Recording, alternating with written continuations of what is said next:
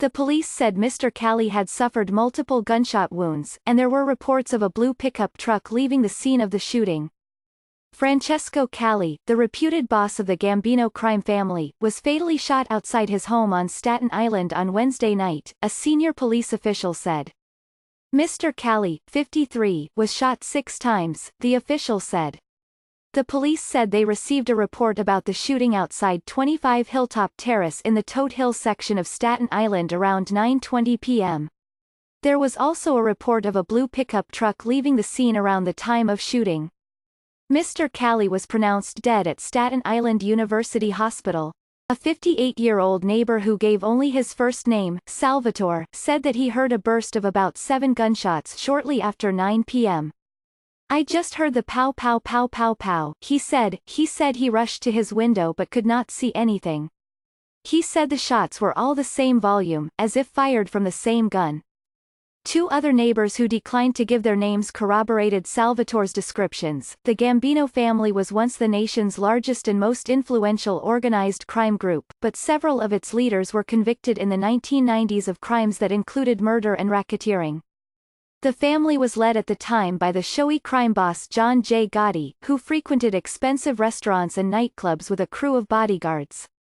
He took power in the family by arranging for the murder of his predecessor, Paul Castellano, in 1985, in front of Sparks Steak House in Manhattan. Mr. Gotti was convicted of racketeering and murder in 1992 and died of cancer in prison in 2002, at the age of 61. In 2013 his son, the former Gambino boss John A. Gotti, was stabbed in the stomach in Syosset, NY. He survived. The assassination of Mr. Cali came on the same day that Joseph Camarano Jr., the reputed acting boss of the Bonanno crime family, was acquitted at trial, and about a week after Carmen J. Persico, a longtime boss of the Colombo crime family, died in prison at age 85. While it has been decades since a mafia boss was killed in New York, lower-level members have been attacked or killed in recent years. In October, Sylvester Zatola, 71, a reputed associate of the Bonanno crime family, was shot and killed as he waited in his SUV to pick up an order at the drive-thru window of a McDonald's in the Bronx. Just 3 months earlier, Mr. Zatola's son, Salvatore Zatola, was ambushed by a gunman and left for dead on a leafy street outside his family's Throgs Neck compound. He survived. On Staten Island, Toad Hill is known for its mafia history. Castellano, who was the last Gambino boss to be assassinated, owned a home on Benedict Road.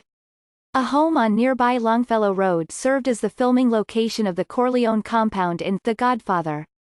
Since the 1990s, the fortunes of the city's 5 traditional mafia clans have been on the decline. Federal and state authorities increased their focus on the mob's control of certain industries and unions beginning in the 1980s and improved their use of racketeering laws to loosen the mafia's control. And since 8 mob leaders were convicted in 1986 in a federal racketeering trial of operating a commission that ruled the mafia in the United States, mafia leaders have avoided the spotlight in fear of coming to the attention of federal and state prosecutors. By early Thursday morning on Staten Island, the police had strung yellow tape across the street leading to Mr. Cali's home, a large red brick, 2-story colonial-style house whose front door stood open.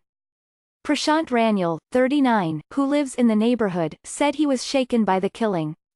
"Whenever you see nice areas you feel like it's peaceful," he added. "When something like this happens you definitely have a second thought about it." Salvatore, the other neighbor, said he had lived in his house for 12 years and did not know any of his neighbors, which struck him as unusual.